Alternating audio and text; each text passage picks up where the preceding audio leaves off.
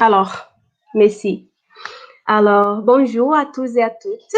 Aujourd'hui, le groupe PET Lettres a l'honneur d'accueillir sur la chaîne YouTube les cocktails de lancement du dossier euh, spécial Enseignement du français et formation des enseignants, réflexion, expérience et perspective, et les actes du 22e Congrès brésilien de professeurs de français. Je fais partie du PET Lettres et je dois ajouter qu'il est un plaisir de faire partie de ce projet et être avec cette belle participation de ces profs qui sont là. Je donne donc la parole à Rossana, la présidente de l'Association des professeurs de l'État de Paraíba, et à Dario Pagel, le représentant de la Fédération internationale des professeurs de français et membre de la Commission pour l'Amérique latine et la Caraïbe. Alors, c'est un plaisir et c'est à vous à la parole.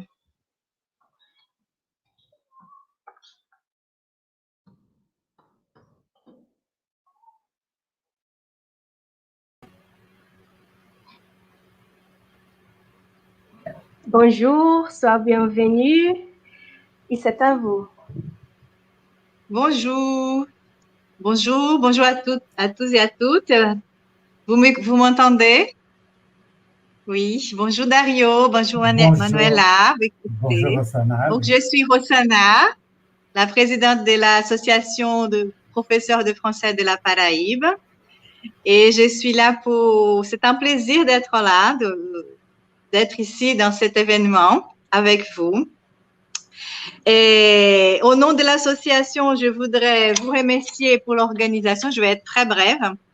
Pour l'organisation de ce numéro spécial, c'était un gros boulot de la part de tout le monde. Et remercier le groupe de chercheurs de l'UFCG PET Lettres, coordonné par Josilène Marie, professeure de l'UFCG et vice-présidente de notre association. Je voudrais aussi remercier la fédération et la FIP pour nous avoir donné l'occasion de participer de ces moments ici avec vous. Et voilà, et du côté de chez nous, je voudrais juste féliciter à tous pour cet engagement, à ces groupes merveilleux d'élèves et des professeurs aussi, qui sont pour la plupart associés, donc les élèves de l'UFCG, à notre association. Donc, je souhaite une vie très longue et que d'autres événements comme ça puissent se faire. Donc, qu'on puisse être ensemble, professeurs, élèves et associations de professeurs pendant ces événements. Voilà, c'est tout ce que je souhaite. Voilà. Merci beaucoup. C'est au nom de l'association et de mes collègues, Katia, Yanar, Josie Kella et Niebert, que je vous parle. Et à tous les associés. Bonne journée et bon événement. Je pense que c'est à moi la parole, donc je tiens aussi d'abord à dire bonjour à toutes et à tous.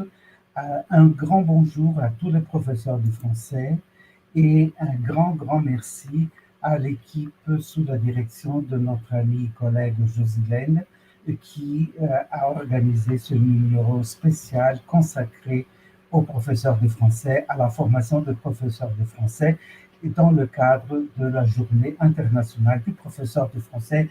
Comme vous le savez, ça a été un projet du président Macron qui a été mis en place par différents opérateurs et sous la direction de la Fédération internationale des professeurs du français.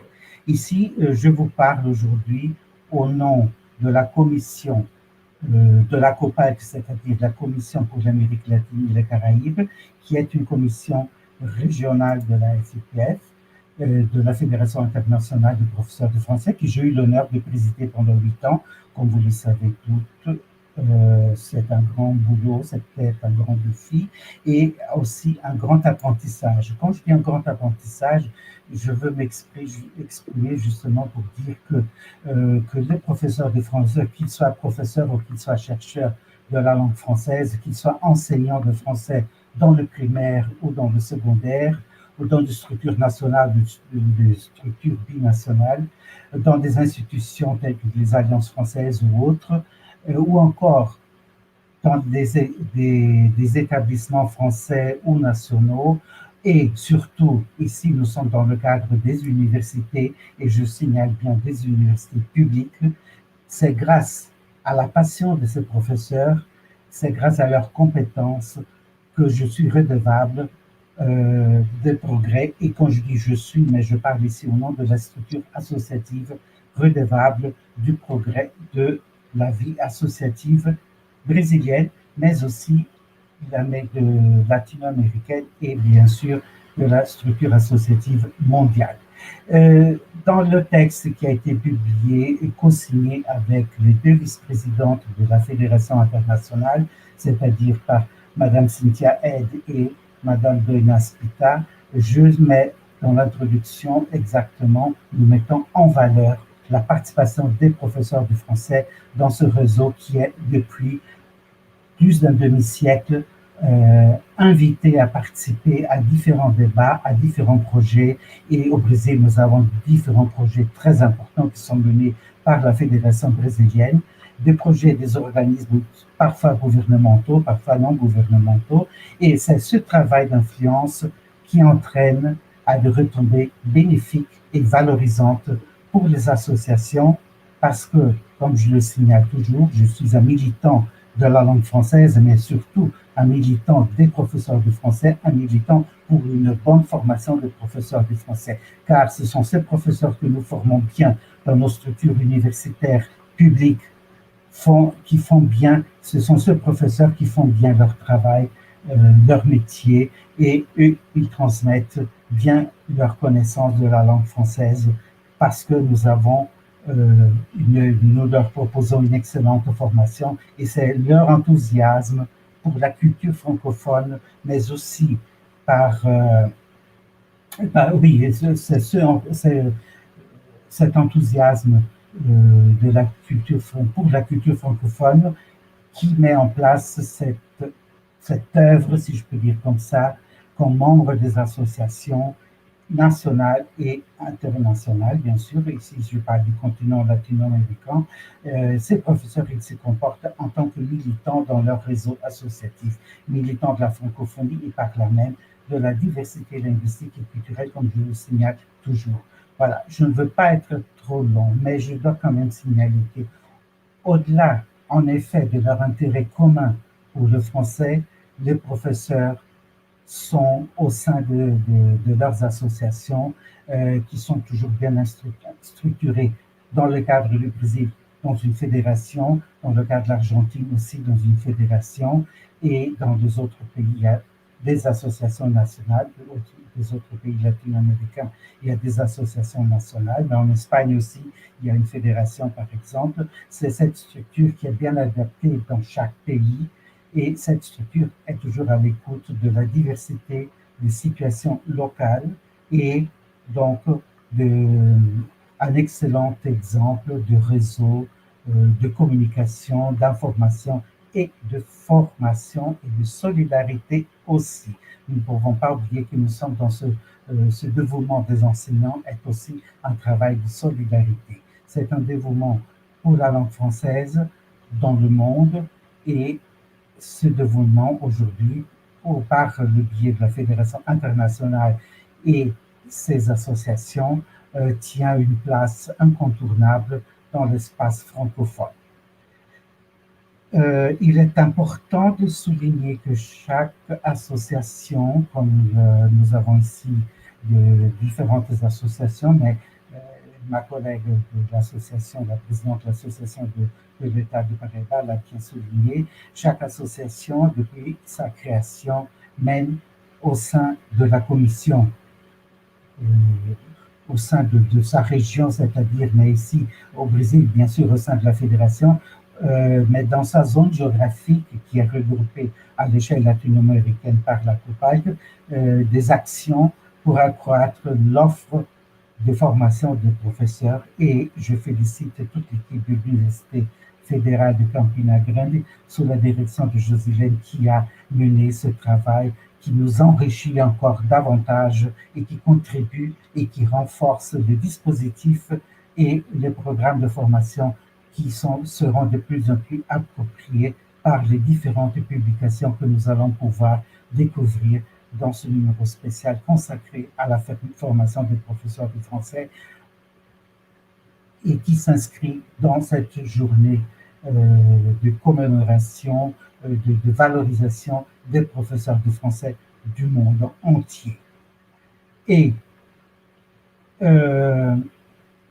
il ne faut pas croire que le quotidien des universités, de nos structures universitaires publiques et le quotidien de nos associations, il n'y a rien d'exceptionnel, il ne faut pas le croire, parce que partout où elles existent, ces structures universitaires et associatives, elles agissent souvent avec des moyens très limités, et ça sous trois formes, je le pense, je le dis souvent, et je le lis aussi dans le texte de l'article qui sortira, qui aujourd'hui, en tant que maître d'œuvre de projets de formation, en tant que partenaire du système éducatif et comme structure de soutien de conseil auprès des pouvoirs publics quand il le faut.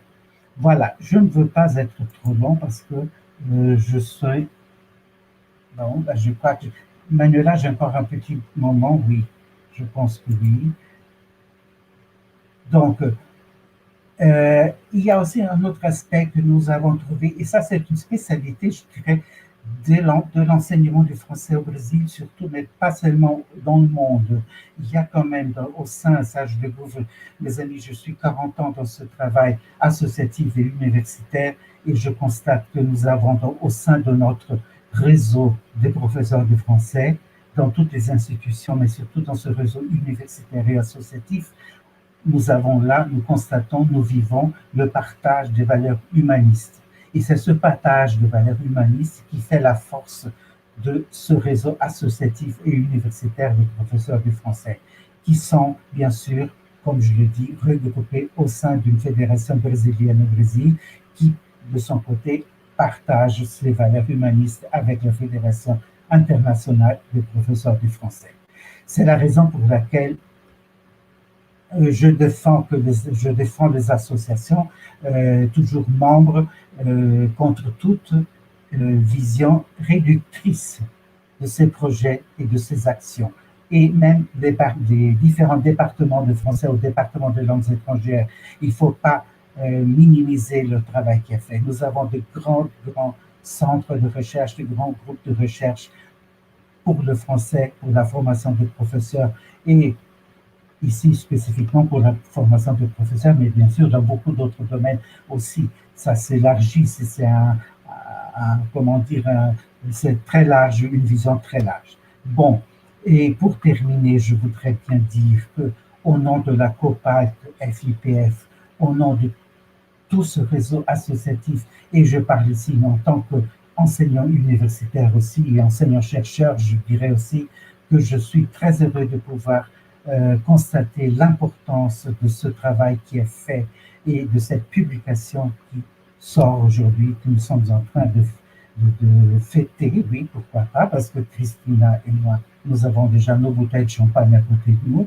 Une petite blague, non, c'est la réalité, parce on va trinquer ensuite le succès de notre travail associatif, de notre travail universitaire, de notre travail de formateur, et de notre travail en tant que chercheur aussi dans la communauté de l'enseignement du français et qui va bien sûr à l'encontre des langues étrangères, du plurilinguisme, de la diversité linguistique dans notre réseau scolaire. Luttons pour que nous ayons de plus en plus de place pour les langues étrangères dans nos réseaux scolaires brésiliens et latino-américains aussi. Je suis à votre disposition pour toute question plus tard, mais je tiens à féliciter toute l'équipe de Campina Grande, toute l'équipe de la Fédération brésilienne et à remercier tous mes collègues enseignants-chercheurs des universités brésiliennes qui ont pu participer à la publication de ce numéro spécial. Bravo et merci à nous tous. Merci, merci immensement, merci Dario, Rosanna. Maintenant, je passe la parole à Nicole Blondeau, prof à l'Université de Paris 18. Alors, Alors, bienvenue, prof. C'est à vous la parole maintenant. Bien, merci Manuela, merci à vous tous de m'avoir invité à cette journée des professeurs. Bon, vous savez que quand il y a une journée des professeurs, comme il y a une journée de la femme, très souvent ça veut dire que les professions ou les objets de la journée ne sont pas très très bien traités par les institutions. Mais on va quand même être optimiste et fêter cette journée. Je suis très contente de la fêter avec vous. Et alors, effectivement, je suis enseignante-chercheuse à l'université Paris 8, Vincennes-Saint-Denis. Je suis en sciences de l'éducation, mais je viens de la littérature et de la didactique des langues. Et j'enseigne pour partie dans le département communication français langue étrangère, qui est le département dédié aux étudiants étrangers. Je ne sais pas si vous savez, mais cette université, au départ, qui a été fondée en 1969, avait une de ses missions très importantes, c'était l'ouverture aux étudiants étrangers, en particulier ceux qui venaient des pays que l'on disait sous-développés. Et elle a poursuivi cette mission puisque à Paris 8, nous accueillons encore plus de 30% d'étudiants étrangers qui sont des étudiants des contrats internationaux, mais aussi qui arrivent de manière individuelle. Alors, Josilène m'a dit que je devais parler un peu de ce que je faisais au niveau de l'enseignement français langue étrangère. Donc, je vais être très rapide parce que je préférerais que vous me posiez des questions. Et les cours à l'Université de Paris 8 pour les étudiants étrangers sont des cours dont l'objectif est que les étudiants parviennent à maîtriser un niveau de français qui leur permettent de répondre aux exigences académiques universitaires. Donc, ce n'est pas simple. De plus, dans les cours, les niveaux sont très, très différents parce qu'on ne peut pas faire de cours par niveau comme il est habituel de le faire dans le français langue étrangère. De plus, les étudiants étrangers viennent absolument de tous les coins du monde. Donc, ce sont des langues qui se rencontrent, des cultures qui se cognent, des codes différents.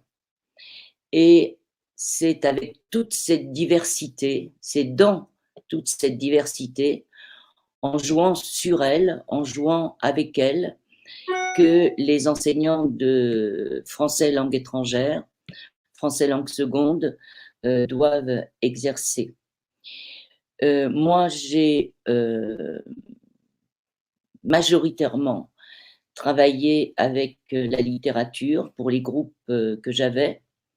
Alors, je ne peux pas dire, ça Josilène le sait puisqu'elle a assisté à plusieurs de mes cours, je ne peux pas dire que j'enseigne la littérature, mais je considère le texte littéraire comme support d'apprentissage de langue et de langage.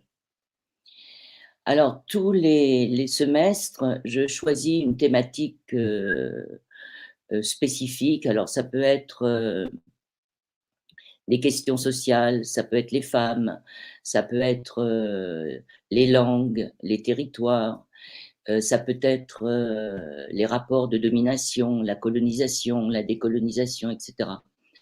Et je rassemble un certain nombre d'extraits autour de ces thèmes et on travaille ensemble avec les étudiants.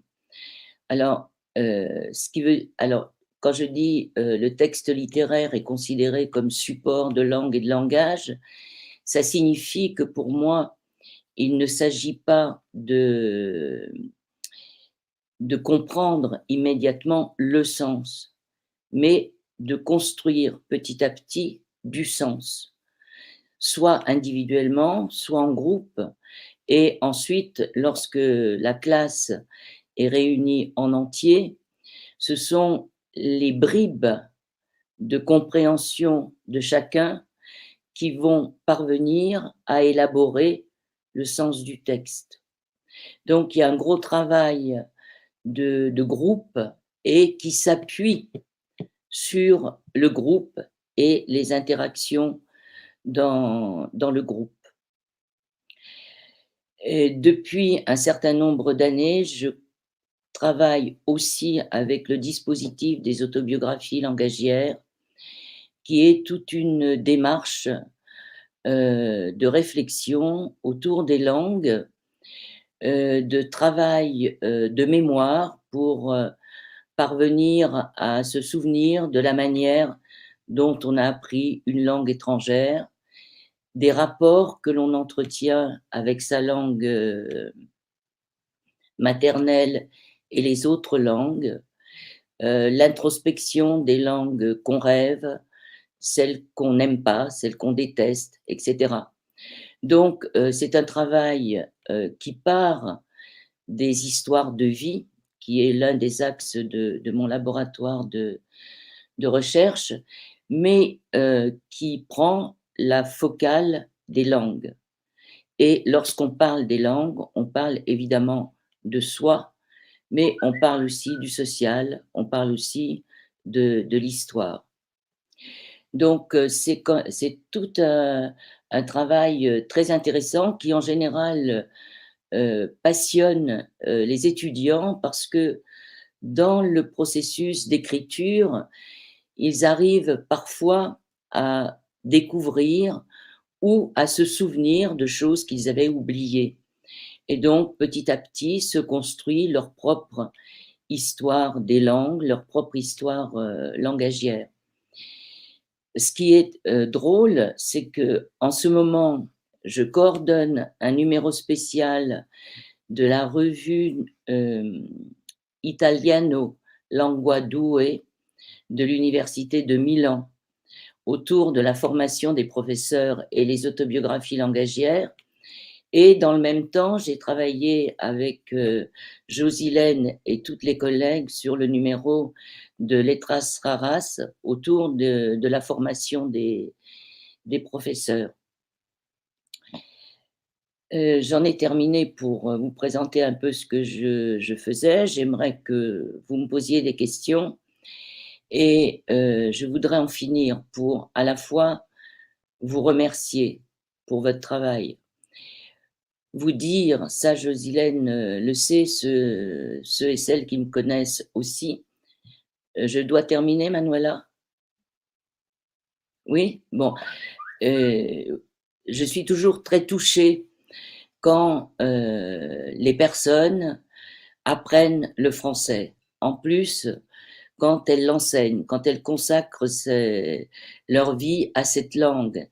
Et ce que disait Dario tout à l'heure, je pense que ce qui nous lie, c'est vraiment cette dimension humaniste, parce que le français n'est pas une langue fermée, c'est une langue ouverte aussi aux autres, aux idées, aux engagements. Et je vais reprendre là une parole d'Édouard Glissant. Il dit « J'écris en présence de toutes les langues du monde, Et je pense que le français aussi se parle, s'écrit, se vit en présence de toutes les langues du monde. Donc, merci Josilène, merci tous les collègues. Je veux ajouter, est-ce que j'ai encore une minute, Manuela? Oui, je veux ajouter qu'avec Josilène, nous nous connaissons depuis une dizaine d'années, presque, je crois, que ce travail de collaboration entre nous deux a débouché sur un travail de collaboration beaucoup plus ample, puisque nous avons signé une convention entre l'Université de Campigna Grande et l'Université Paris 8, convention qui intègre la mobilité des étudiants, qu'ils soient brésiliens ou qu'ils soient français, convention qui intègre le département de Josilène, mais aussi le département de la langue des signes de l'Université de Campigna Grande, et qui ouvre aussi des collaborations à beaucoup d'autres collègues. Josilène a été élue l'année dernière professeure invitée de l'Université Paris 8. J'espère qu'elle pourra venir cette année, et ce travail en commun sur le numéro de Letras Raras est un exemple de collaboration extrêmement riche et fructueuse et qui porte aussi. Et ce qui m'a intéressée dans les articles que j'ai lus, c'est effectivement tout le travail des professeurs, toute la diversité des approches dans la pédagogie du français langue étrangère, et aussi le travail, Dario en parlait tout à l'heure, mais des associations. Et j'étais très surprise de voir à quel point dans la période de pandémie, ce travail avait été important et avait maintenu le lien et aussi l'enthousiasme de tous. Cependant, je crois qu'il faut faire très attention avec ce mode de communication par les technologies de l'information, et ne pas nous habituer à ne communiquer que comme ça. Parce que il me semble que c'est un piège aussi. Et le néolibéralisme qui nous écrase aura sans doute atteint l'un de ses objectifs si la plupart des cours se font en ligne. Donc, il me semble qu'il nous faut tous rester extrêmement vigilants. Je vais terminer et je veux surtout vous envoyer un grand, grand merci. J'ai fini, Manuela. Merci, professeur. C'est très amusant de t'écouter. Alors, merci immensément. Et maintenant, je passe la parole à prof Héloïse Albuquerque et Denise Damasco.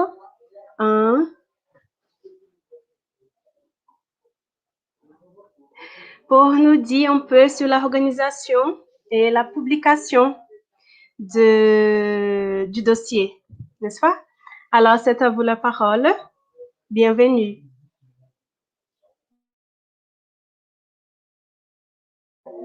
Le micro, c'est fermé.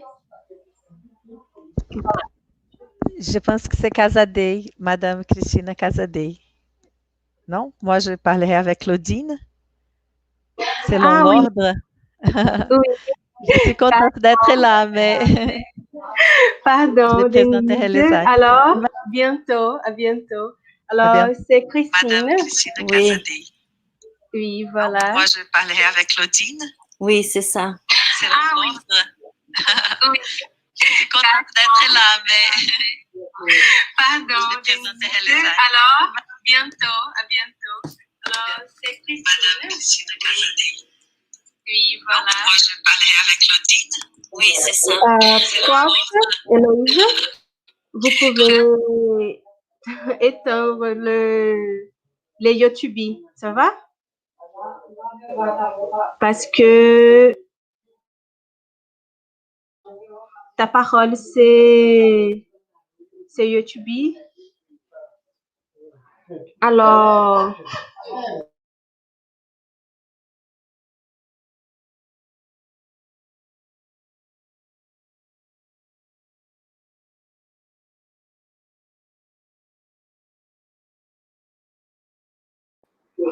voilà, pardon notre fois et bienvenue Christine. Vous pouvez, c'est à vous maintenant. C'est une petite confusion. Ton micro. C'est juste un problème de connexion. Vous m'entendez? Oui ou non? À Héloïse. Parce que Héloïse, c'est la coordinatrice du dossier et moi, je suis entrée comme auteur. Donc, Héloïse va commencer. D'accord? Voilà, c'est à vous. Merci.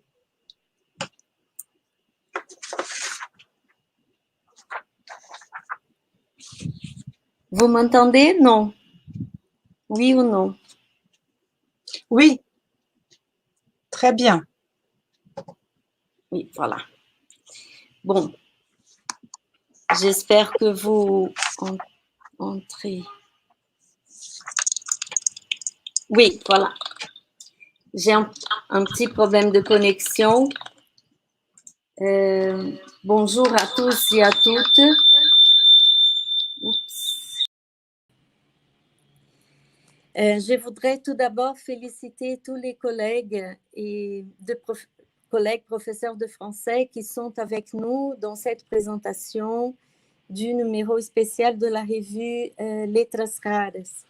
Dans cette année si difficile pour tout le monde, pour toute la planète, j'ai eu le plaisir d'accepter l'invitation de ma collègue Josilène pour organiser avec elle et les collègues de Paris 8 ce numéro de la revue. Dans la présentation du numéro, on a voulu souligner l'importance de participer à ce réseau des professeurs de français au Brésil, un réseau qui existe depuis toujours et coordonné surtout par la Fédération des professeurs de français du Brésil et ainsi que par les associations dont j'ai eu l'honneur d'y participer en tant que membre depuis plusieurs années et comme présidente à la FESP de São Paulo de 2008 à 2014. Alors, Josilène m'a demandé de parler un peu de cette idée de réseau qui devient de plus en plus importante pour nous, enseignants de français, les étudiants de français, les associations et notre fédération. Et à partir de 2016, on a créé un autre réseau au sein du programme Idiomes sans frontières. Et j'ai pu connaître les collègues de tout le Brésil qui travaillent dans la formation des enseignants, dans l'articulation d'un réseau d'institutions de français dans chaque ville et surtout dans cette articulation de la langue française dans tout le Brésil.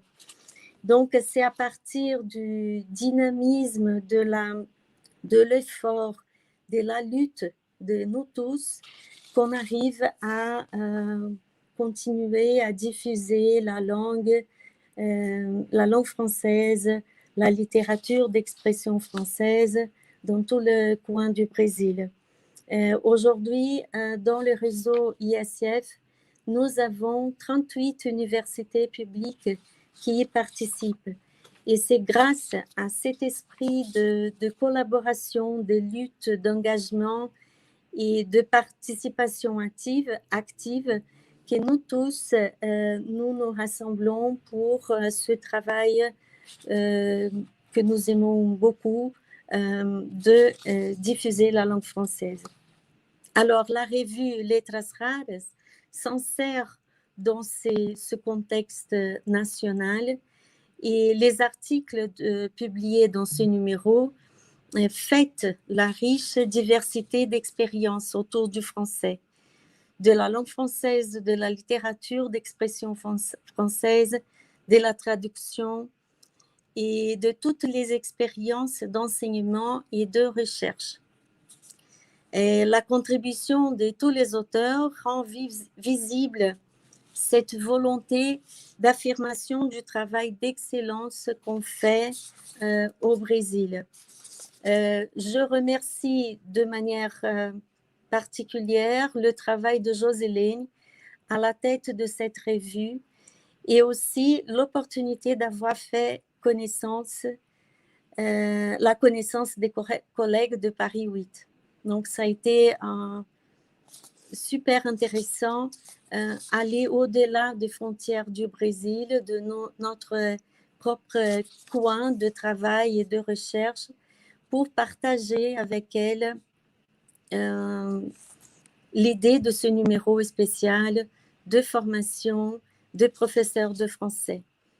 Alors, dans les numéros, l'ensemble des articles réunis de manière particulière autour de la formation des enseignants de français réaffirme notre identité diverse qui est partagée au-delà de nos frontières et une expérience extraordinaire qui peut ouvrir d'autres portes de collaboration dans un mouvement innovateur. Il faut être vigilant, comme disait Nicole, sur ce mouvement de technologie et d'échanges virtuels. Mais je tiens à souligner l'importance de ce partage. L'année 2020 se montre comme une année très difficile pour tout le monde et l'effort de se voir, de se regarder par ce moyen virtuel nous rassure qu'on a des liens et qu'il faut les reprendre dès que possible en présentiel. Donc, je termine cette petite intervention parlant d'un auteur que j'aime beaucoup, Édouard Glissant. Et dans son livre, Le discours antillais, il dit « La langue crée le rapport, le langage crée la différence, l'un et l'autre aussi précieux. » Alors, dans ce mouvement de collaboration, d'échange, de partage, qu'on puisse garder nos liens, garder l'opportunité de faire ce type de rencontres et continuer à animer soit les événements locaux, soit les événements plus nationaux, et aussi le plaisir d'être avec les collègues. Que la pandémie s'arrête en 2021 et que nous puissions reprendre le contact, de toucher les gens, de nous embrasser et de féliciter tout ce qu'on a autour du français. Alors, félicitations à tous les auteurs qui ont envoyé les articles. Félicitations à Josélène, à ses étudiants, aux collègues de Paris 8 et qu'on puisse continuer à fêter la diversité dans toutes nos actions. Bravo à tout le monde. Merci Cristina Casadei, qui est ma chère collègue à l'Université de São Paulo, d'être là aussi pour parler un peu du numéro de la revue. Merci à tous, je vous embrasse. Et maintenant, Cristina, c'est à toi. Hello, je suis tellement émue et peut-être parce que je bois un peu et j'ai le hockey, mais je suis vraiment contente d'être là. Qu'est-ce que vous êtes bien, qu'est-ce que vous êtes formidable. Hello, je t'aime, hello. Josélène, je t'aime, Josélène. Alors, bon, bien sûr, je plaisante par rapport à l'ivresse, mais pas par rapport à la joie d'être ici avec vous, avec des personnes qui me sont très chères et de pouvoir participer non seulement à la revue, mais à ce lancement. La revue Letras Raras, elle assume de plus en plus un rôle très important dans la formation scientifique, mais également culturelle et continue des enseignants au Brésil et ailleurs. Prenons par exemple le numéro 6 de 2017 qui porte sur l'intercompréhension, ou le numéro 8 de 2019 sur la formation des professeurs des langues. Elle devient vraiment une revue repère pour nous. Bravo donc à Josilène et à son équipe pour la revue. Bravo au coordinateur du dossier spécial et aussi aux coordinateurs des actes de cet excellent congrès, celui de Brasilia.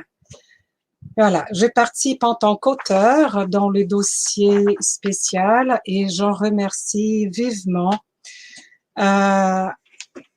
aux organisateurs, aux professeurs Ferrugia Aluache, Heloísa Costa, Josilene Pinheiro Marins et Nicole Blondeau. Merci beaucoup pour me faire présente dans ce dossier.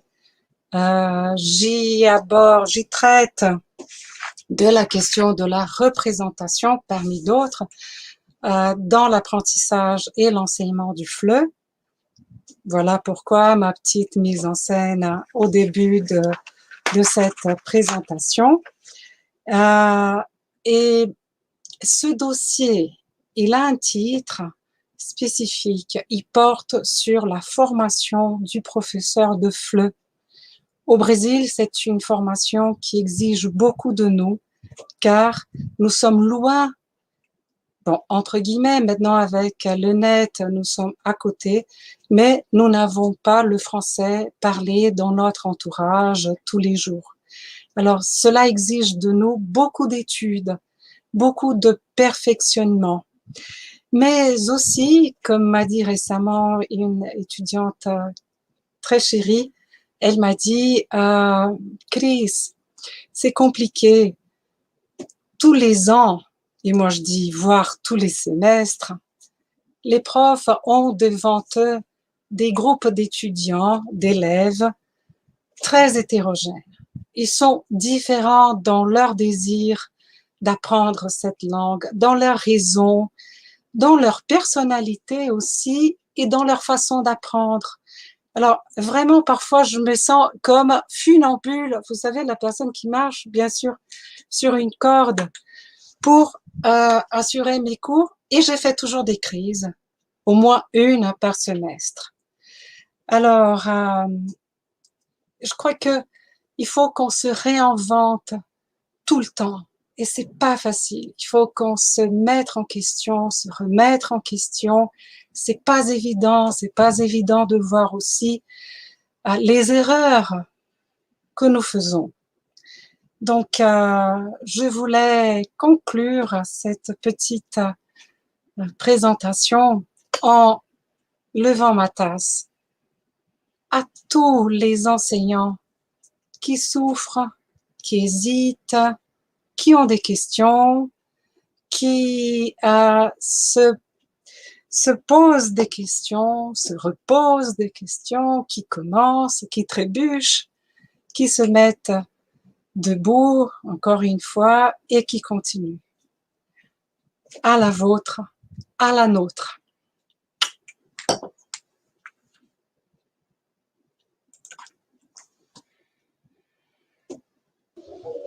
Merci, merci. Je suis complètement d'accord. C'est à nous, n'est-ce pas? Alors, merci, prof Christine, prof Louise. C'est un plaisir d'être avec vous maintenant et aujourd'hui, n'est-ce pas? Alors, je passe la parole maintenant à deux autres profs. Maintenant, c'est Denise Damasco et Claudine.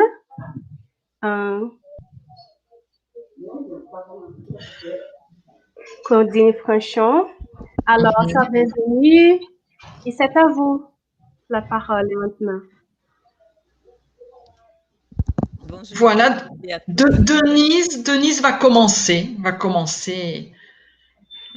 grand bonjour à tous, à toutes et à tous.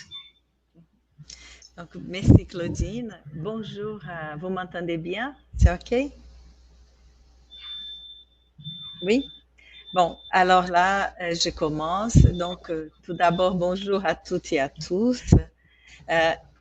Parler de ce congrès, n'est-ce pas, des actes, des cahiers de résumés. Bon, une décision et volonté collective. Voici l'embryon d'un projet de réalisation d'un événement scientifique né en 2017 à Aracaju, Sergipe. À l'origine, un comité déterminé composé des enseignants des universités, des systèmes éducatifs, des étudiants engagés, des professionnels motivés du réseau francophone au sens large du terme. Un comité organisateur à la configuration internationale a travaillé entre Brasilia, Paris, Montpellier, Rennes, Montréal, New York, coordonné par les présidentes de la fédération et la présidente Rosana de Araújo Correia de la PFDF, et aussi par Claudine Franchon, présidente du comité scientifique.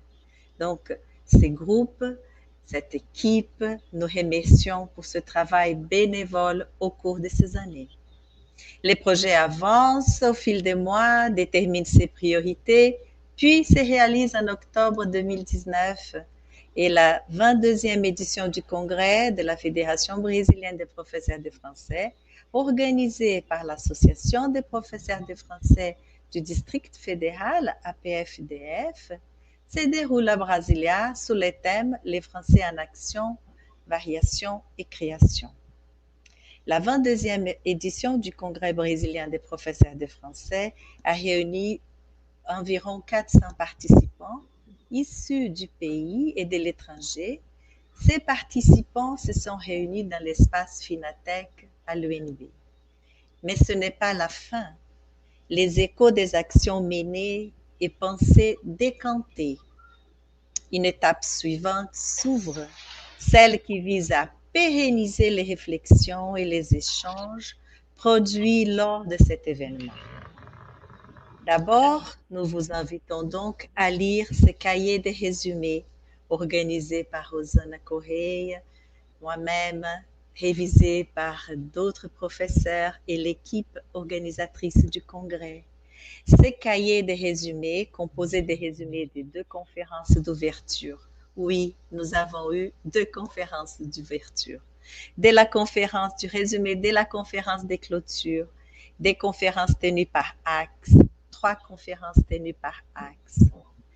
Nous y retrouverons également les résumés des conférences semi-plénières, de 2 tables rondes. Ces tables rondes-là, la première qui a discuté l'intercompréhension en didactique des langues et la deuxième table ronde qui a présenté, qui a commémoré les 50 ans de la Fédération internationale des professeurs de français. Les partenaires et les sponsors de ce congrès ont eu également l'occasion de présenter des ateliers institutionnels. Nous vous offrons donc les résumés de ces ateliers. Nous espérons que ces cahiers de résumés, contenant également les résumés des 11 symposiums et des communications thématiques qui ont été présentés, ajoutés au résumé des 91 communications libres et des 27 communications par affiche, que ce cahier de résumés vous incitera à réfléchir et à lire les premiers volumes des actes de ces congrès. L'écriture, acte quotidien de notre pratique enseignante, n'est pas toujours évidente à gérer, surtout en ces temps incertains des confinements. Un appel est clair pour reprendre les réflexions partagées en 2019 ne peut pas rassembler d'un jour à l'autre la majorité de nos congressistes face aux demandes multiples qu'ont les professionnels liés à notre domaine. Entre-temps, un espace qualifié, intitulé Revue Letras Raras, nous est offert. Cet espace des choix nous incite à revisiter nos pensées, nos trajectoires, nous convie à mettre lumière à nos recherches, nos expériences didactiques et pédagogiques. Un an plus tard, oui, un an plus tard.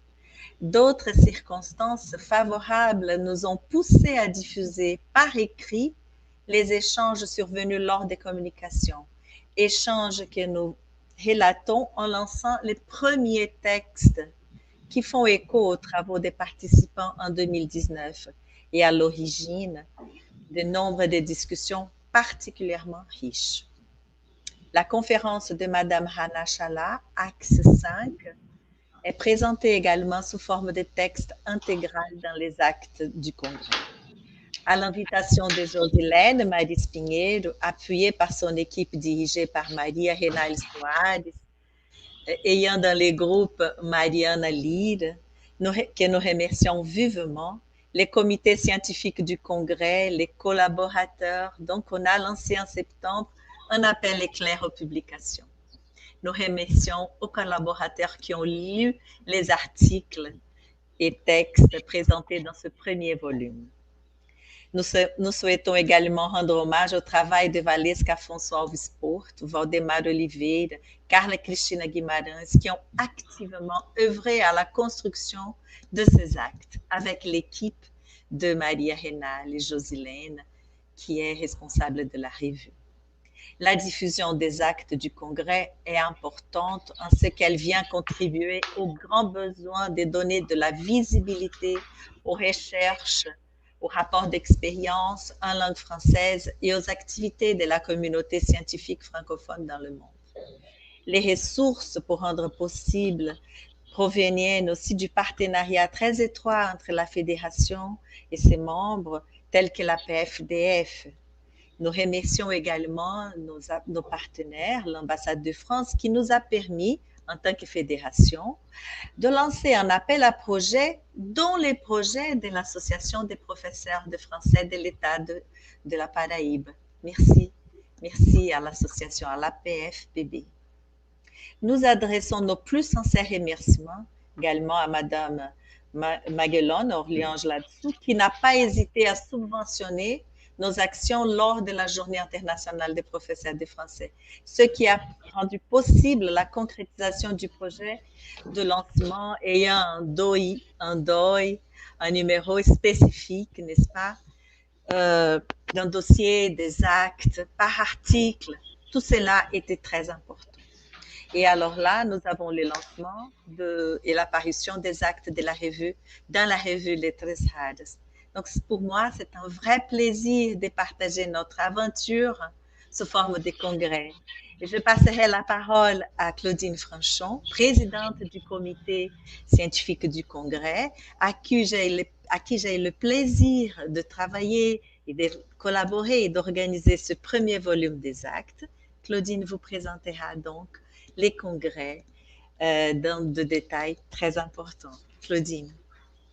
Merci Denise. Écoutez, d'abord, bonjour, je réitère mon bonjour à toutes et à tous, et c'est véritablement un honneur et puis beaucoup d'émotion de parler en direct, hein, si j'ose dire, un direct virtualisé. Et on a beaucoup, les collègues ont cité des écrivains, et je voudrais revenir justement, commencer un petit peu par une citation d'un écrivain, de Patrick Chamoiseau, hein, puisque en fait j'enseigne la littérature francophone aussi à l'UNB, et qui parle d'une tonalité ouverte de l'expression, et puis il parle également d'un scintillement de facettes diverses. Donc, en reprenant le titre de notre congrès que Denise a rappelé, le français en action, variation et création, effectivement, on a souhaité avoir un événement ouvert qui puisse rassembler, si j'ose dire, les anciens, hein, donc on peut parler d'enseignants confirmés, entre guillemets, qui ont de la bouteille, avec les nouvelles générations. Et ça, c'est très important. C'est-à-dire, finalement, ces nouvelles générations d'enseignants quel avenir ont-ils par rapport à un monde qui est en évolution, par rapport aux technologies, aux outils, et puis en même temps sans oublier le lien qui est un lien finalement charnel, qui est un lien de lien direct. Voilà, donc si vous voulez, on a beaucoup réfléchi au titre, parce qu'un titre, c'est plus qu'une indication. Un titre, c'est une boussole. Et véritablement, ça permet au navire de voguer et de bien voguer.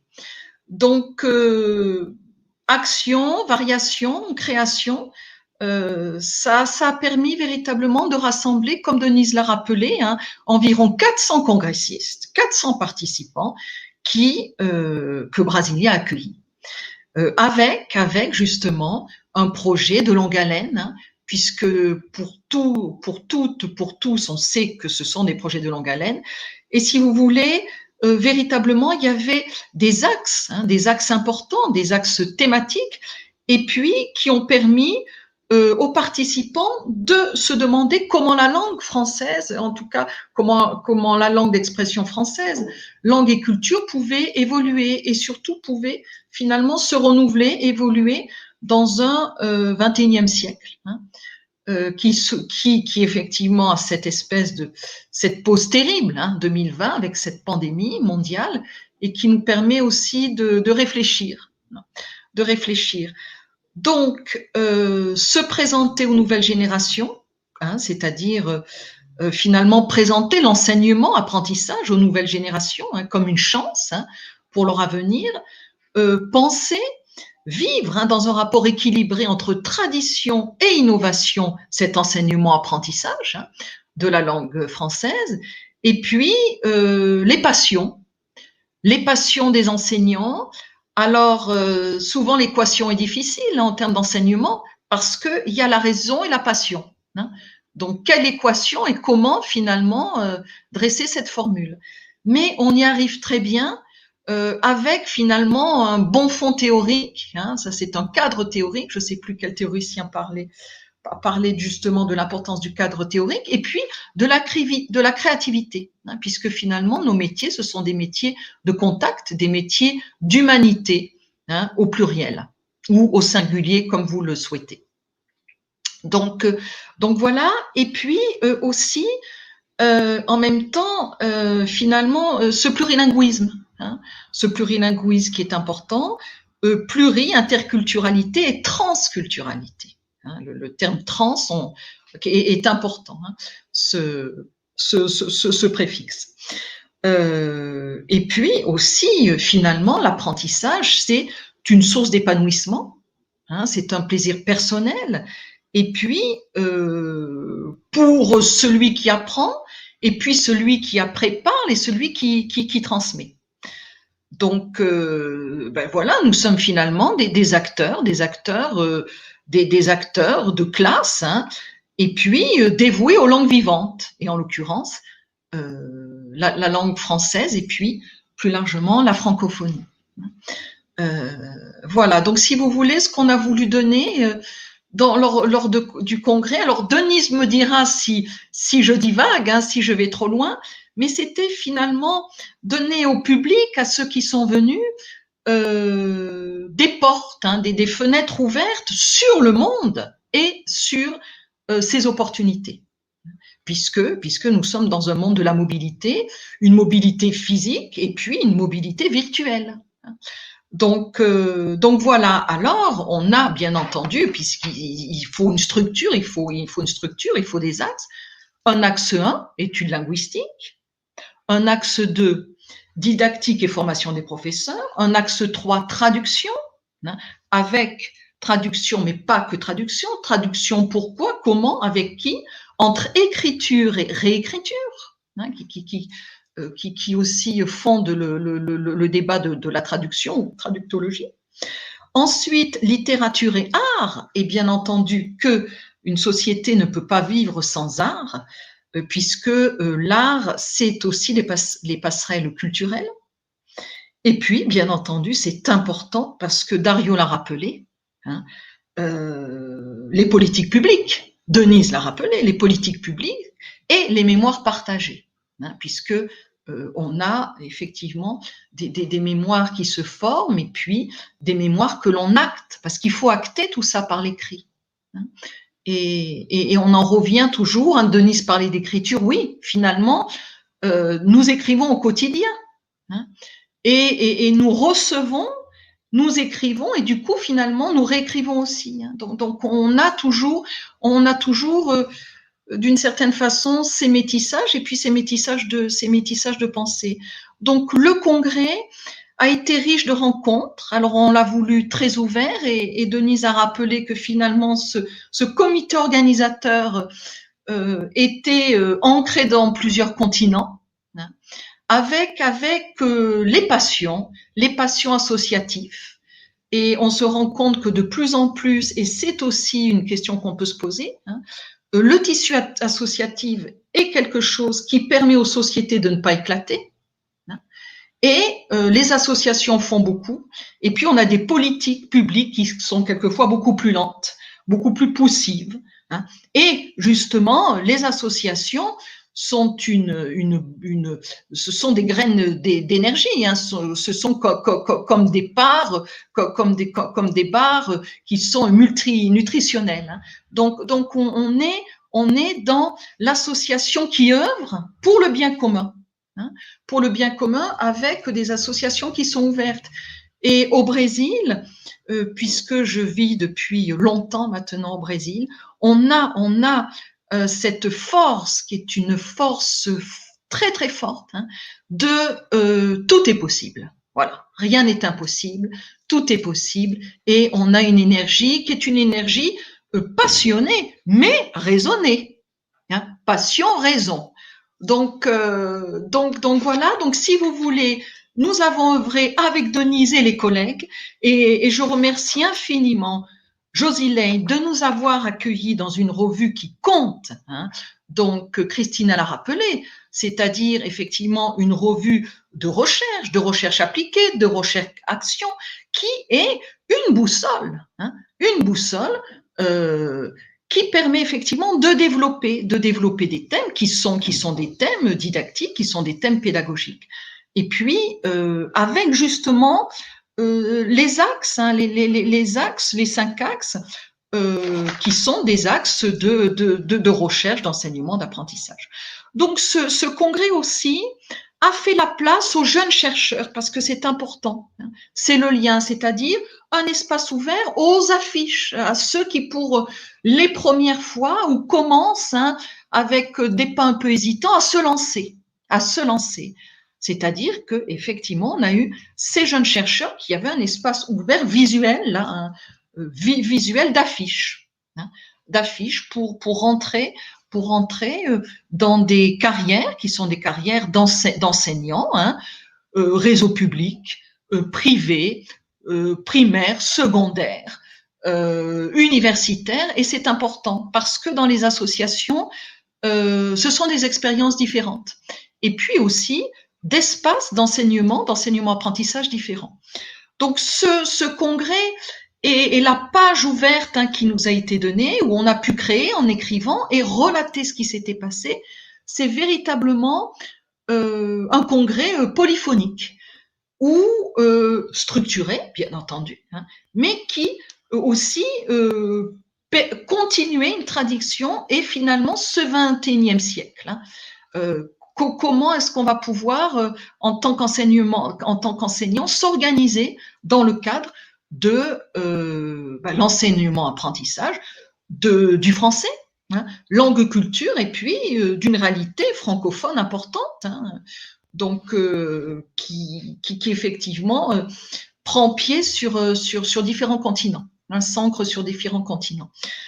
Donc voilà, Denise aussi vous a parlé de chiffres, hein, donc de nombreux articles, de nombreuses prises de parole, les symposiums, puisque les symposiums ont permis aussi de recréer finalement, hein, sur des communautés d'enseignants-chercheurs, sur des thèmes particuliers, et avec aussi la possibilité, cette liberté de créer son propre symposium, d'inviter, de joindre, de rassembler pour finalement le donner à entendre.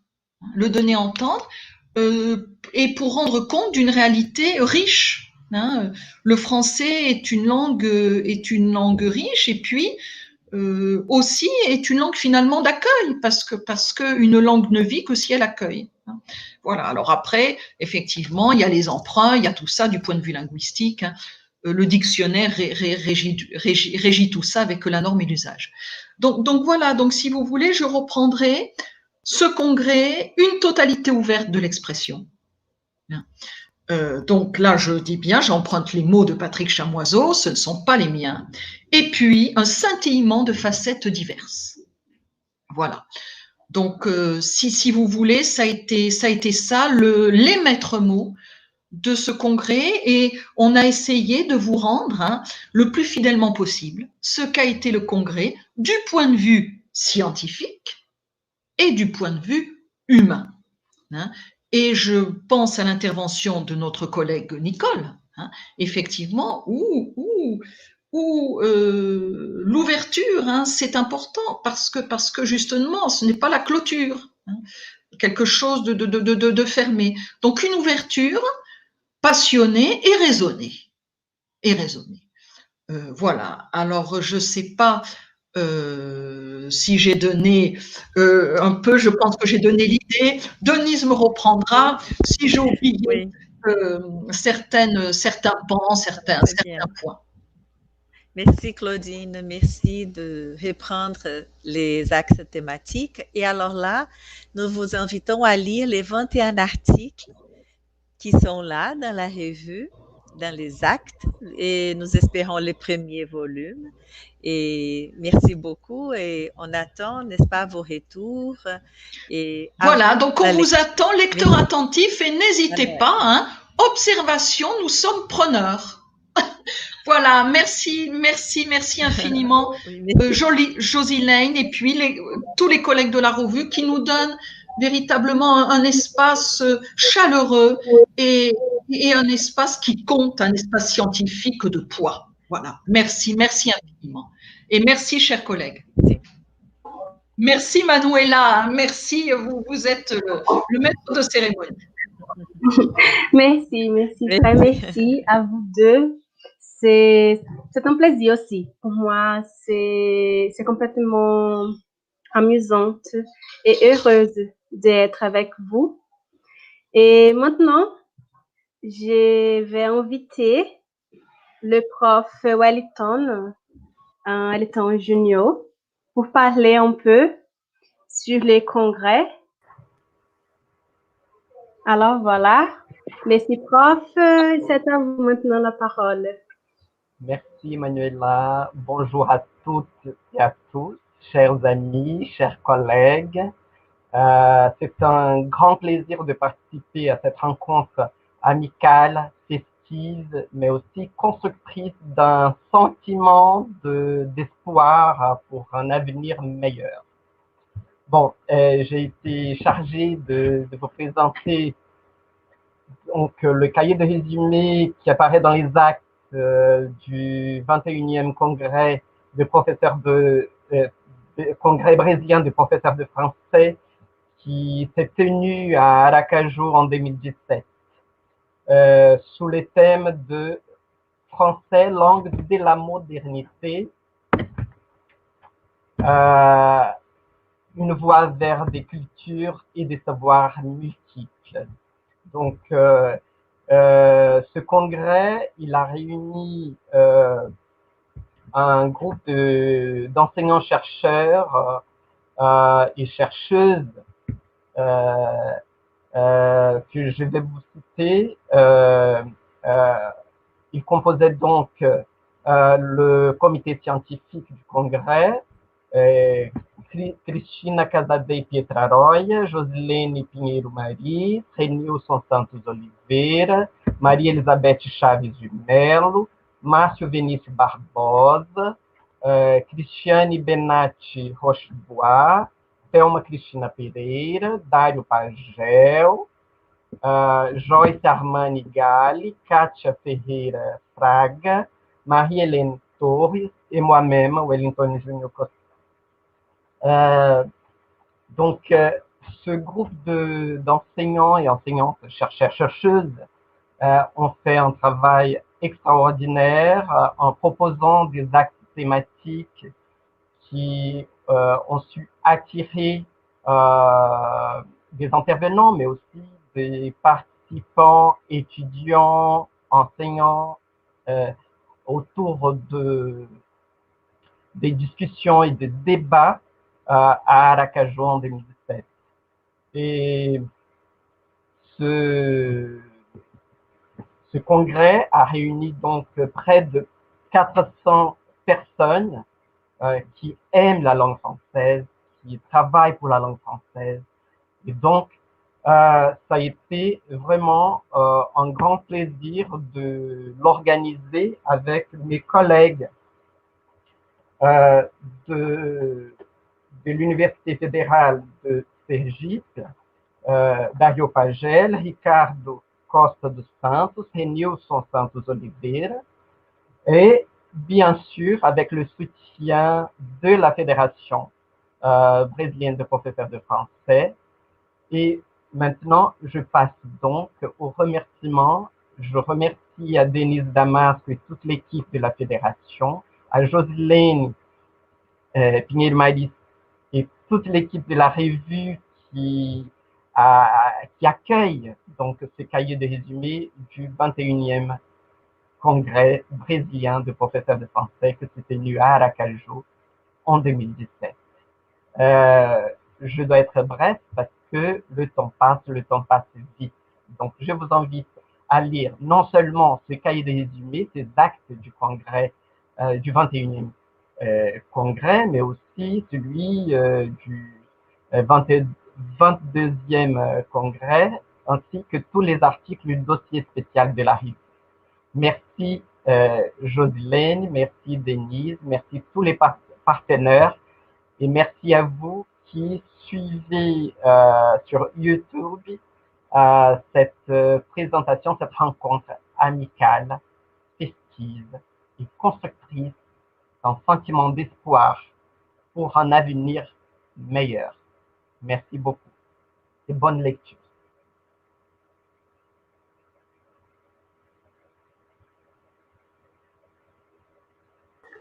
Merci, prof.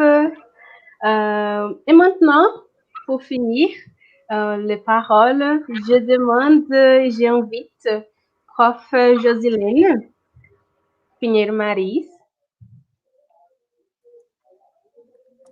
Alors, bonjour, prof. Oui. Maintenant, oui.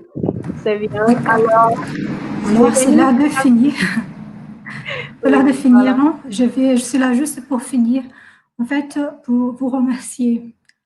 Ma parole, c'est une énorme gratitude à vous tous qui ont participé à cette aventure de la publication de ces dossiers spéciaux et aussi des actes du congrès. Donc, j'ai mis sur YouTube déjà les liens, la revue est disponible, mais pour fêter ces Jours des profs de français, Jour international, je remercie Dal qui nous a bien expliqué, qui a mis en relief l'importance de cette journée.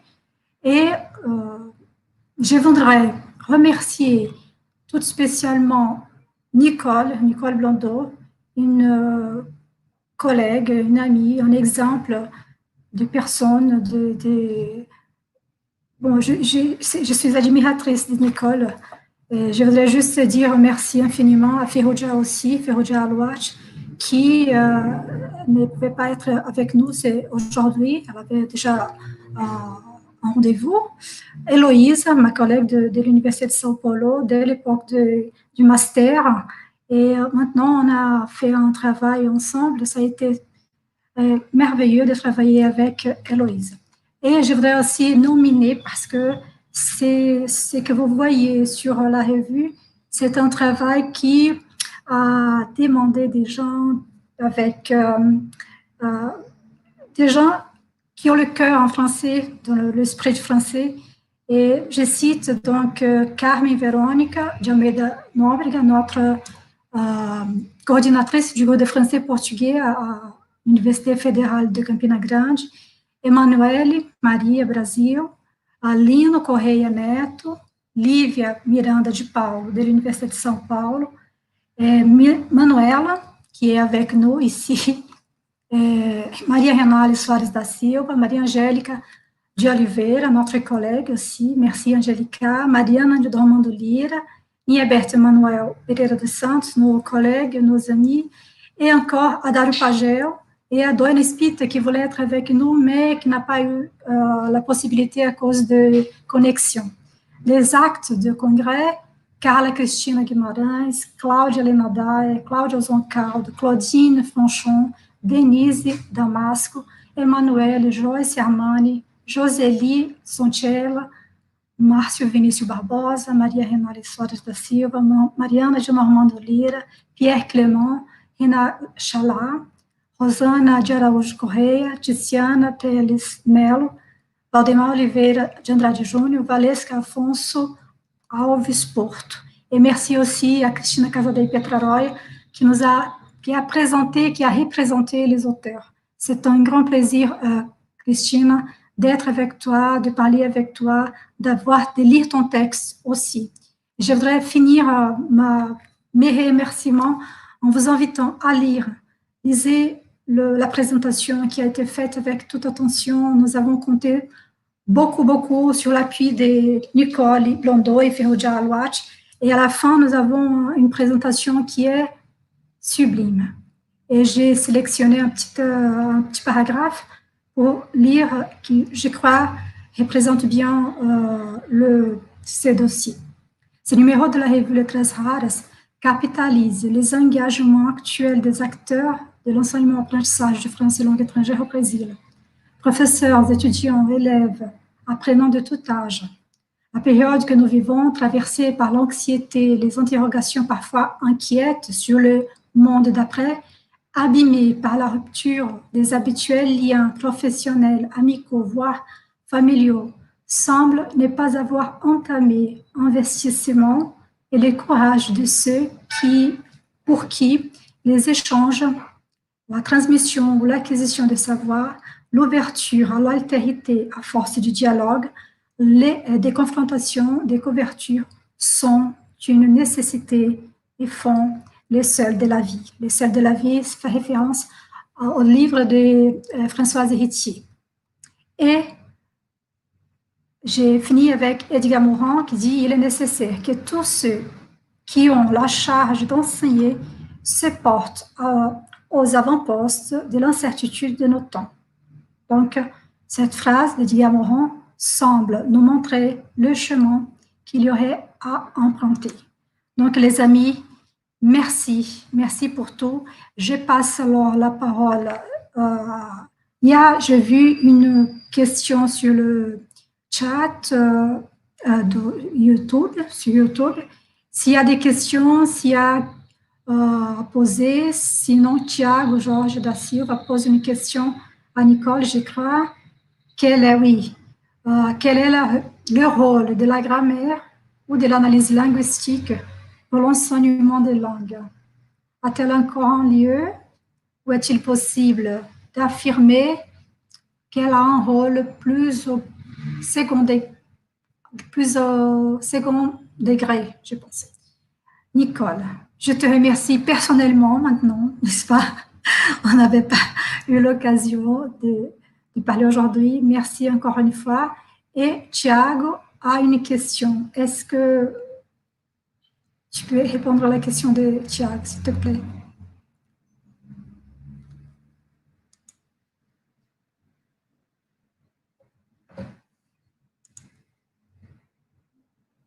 Le micro, Nicole, ton micro est fermé. Je l'avais éteint. Oui, je voulais te remercier personnellement, Josilène, d'avoir permis de nous réunir là pendant cette journée, de nous avoir réunis pour cette revue. Et je crois que c'est vraiment quelque chose de très, très important de se voir, même virtuellement, mais aussi de discuter, d'échanger, de faire des choses ensemble, parce que c'est dans ces échanges et cette solidarité autour du français, mais bien au-delà du français, qu'on parviendra peut-être à rester debout et à pouvoir continuer à nous regarder dans une glace, si je puis dire, à ne pas trop avoir honte. Alors maintenant, la question de la grammaire. Moi, je suis un peu fâchée avec la grammaire, avec l'enseignement de la grammaire. Bon, à Paris 8, effectivement, il y a des cours qui sont des cours de grammaire, et ce sont les cours où il y a le plus d'étudiants qui sont remplis le plus vite. Simplement, on peut connaître les règles de grammaire et ne pas parvenir à s'exprimer. Donc ça m'a toujours beaucoup interrogée. Alors moi, évidemment, à partir du travail que je fais avec les textes littéraires ou l'écriture des autobiographies langagières, il y a bien un travail de la grammaire. Mais c'est toujours une grammaire qui est en contexte. C'est une grammaire qui est un outil d'expression et non quelque chose qui codifie et rigidifie.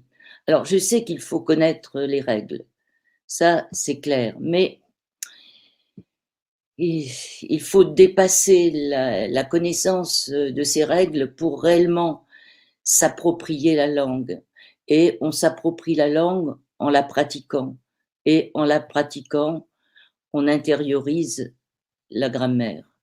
Je ne sais pas si j'ai répondu à la question. Merci Nicole. Je crois que oui. Je ne sais pas si Thiago est encore là pour nous dire si Nicole a répondu à la question ou non.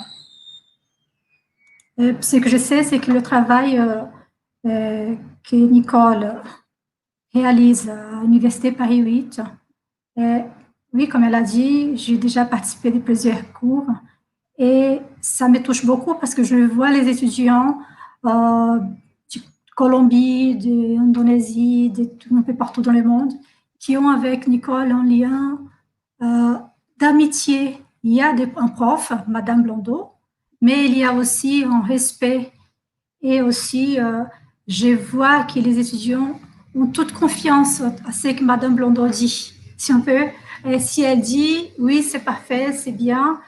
Et nous savons ici en France le rôle du professeur, les professeurs en tant que professionnels, on voit chaque jour notre place sans respect, les pouvoirs qui ne nous donnent pas le respect qu'on croit mériter. Et là, on voit parmi nos étudiants, parmi nos collègues, cette mutualité. On se respecte, on croit que ce que nous faisons est important. Et c'est pour ça que je te remercie, Nicole, d'être avec nous, de garder un peu de ton temps pour partager avec nous un peu de ton expérience.